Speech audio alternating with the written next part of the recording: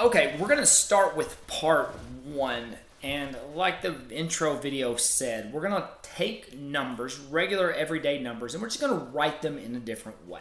So let's begin.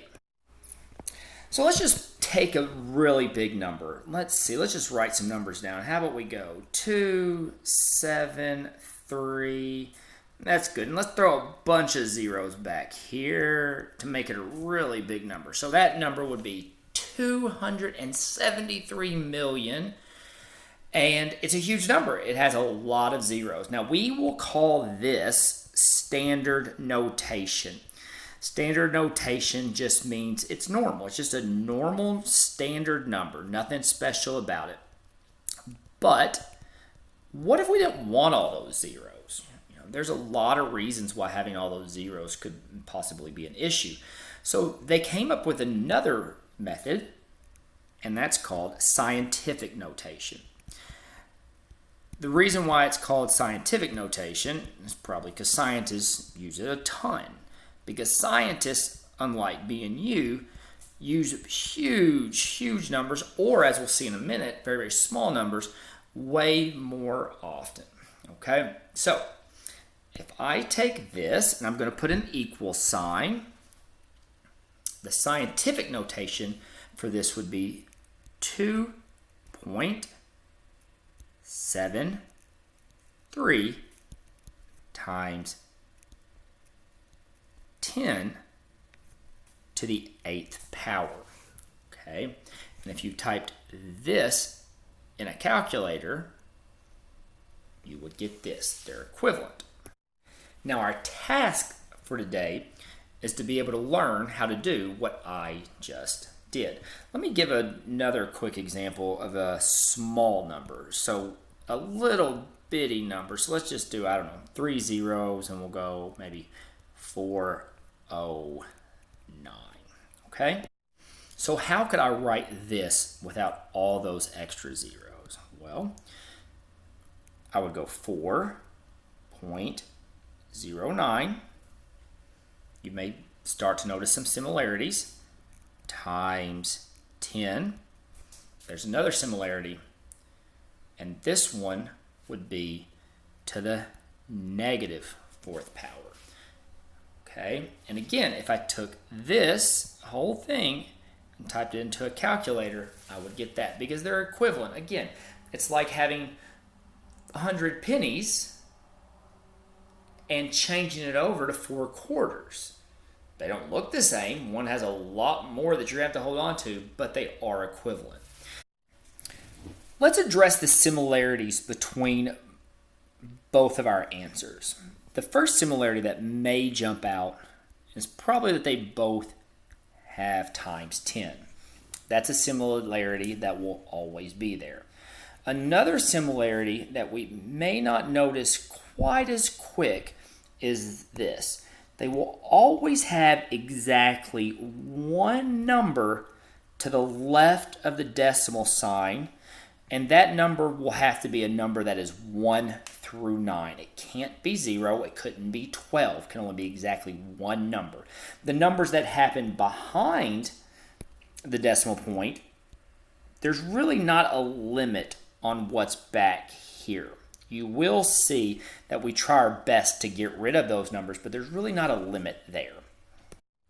Okay, now let's talk about the differences. There's really one major difference, and it comes when we're dealing with those exponents.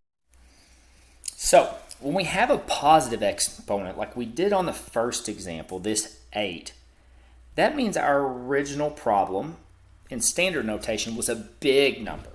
Now, it doesn't have to be a huge number. The key is, if you look over here, it just has to be greater than 1.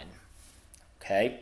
Now, when we have a negative exponent, like we did in the second problem, that means our original problem in standard notation was a small number.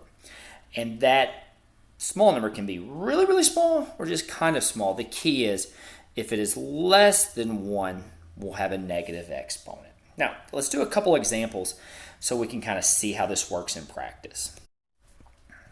So in our first example, we're going to start with numbers in standard notation, and we're going to change them over to scientific notation. So let's start with these two numbers. Okay, So when we get good at this, the first thing I think we should notice is right off the bat, in our final answer, are we going to have a positive exponent or negative exponent? Well, since this is a decimal and smaller than 1 and is a really small number, we need to know before we even get started that our final answer is going to have a negative exponent. Now, we don't know if that exponent is going to be. It could be negative 2, it could be negative 200, but we know it's going to be negative. And since this number is obviously bigger than 1, we're going to have a positive exponent. Okay, so that's good to know before we begin. Now, our first step is this. We are going to write the number so that there is exactly one non-zero number in front of the decimal point, and then we're going to drop off all extra zeros.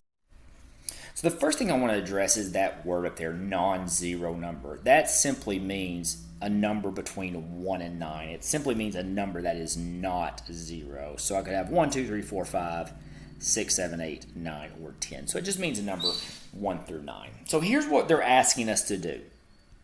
We're going to look at the numbers that are not 0. So I've got a 5 and a 7. I've got a 57.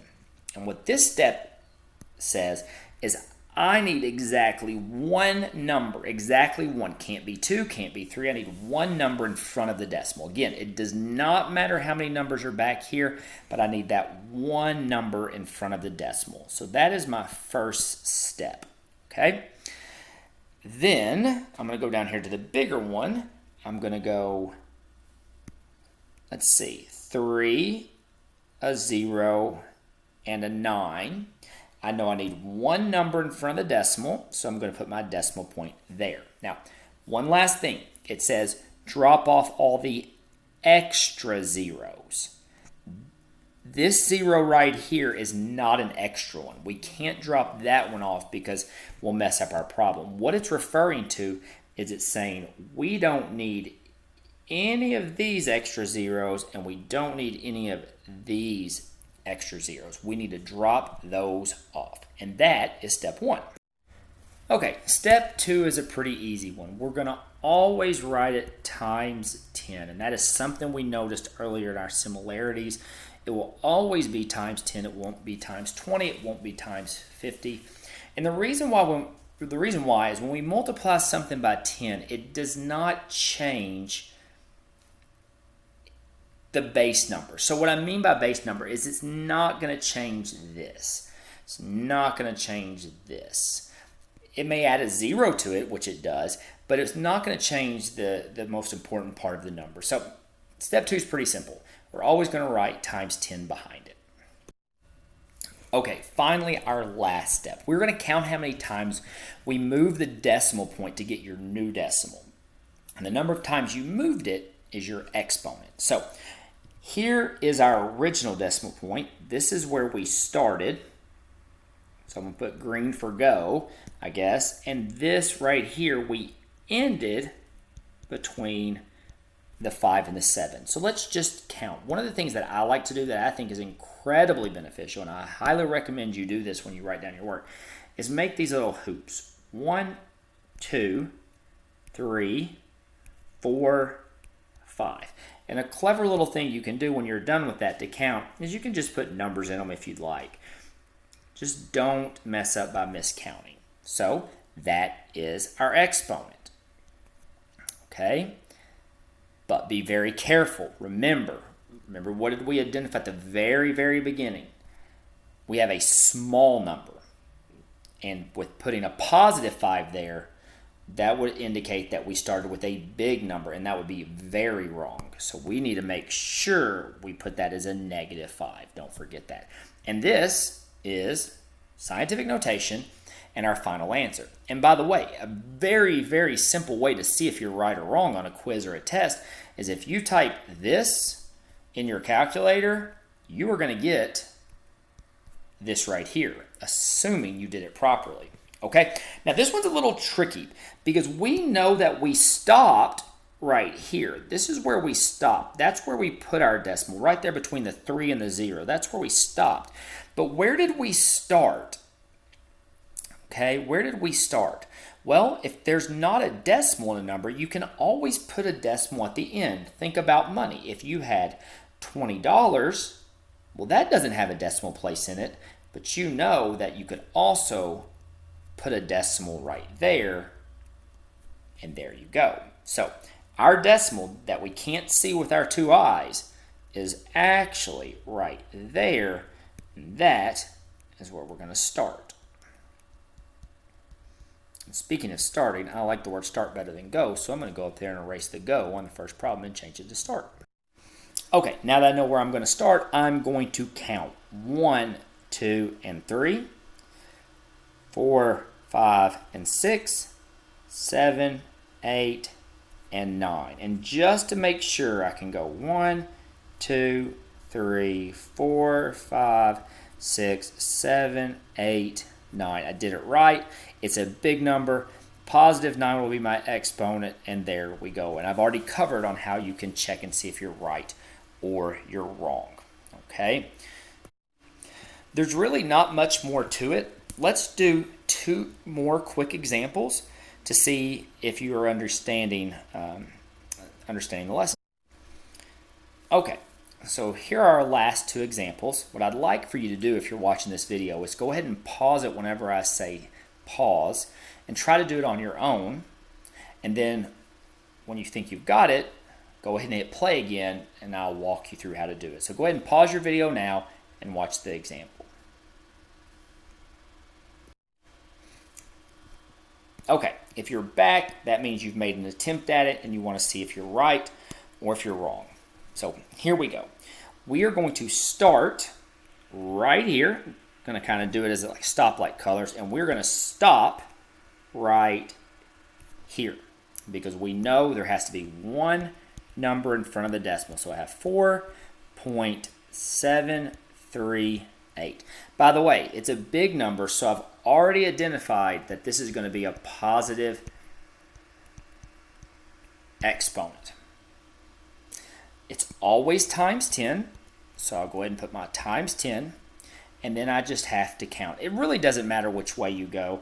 For me, it's most comfortable actually starting here and going the other way. So 1, 2, 3, 4, 5, 6, 7, 8, 9. So 10 to the positive 9th. Okay, last but not least, we are going to start right here. Those are always easy because you can actually see your decimal point. And we are going to stop right there. Also, it's very apparent that this is a small number. And again, it doesn't have to be super small. It just has to be smaller than 1. So I know I'm going to have a negative exponent. And now all I need to do is count.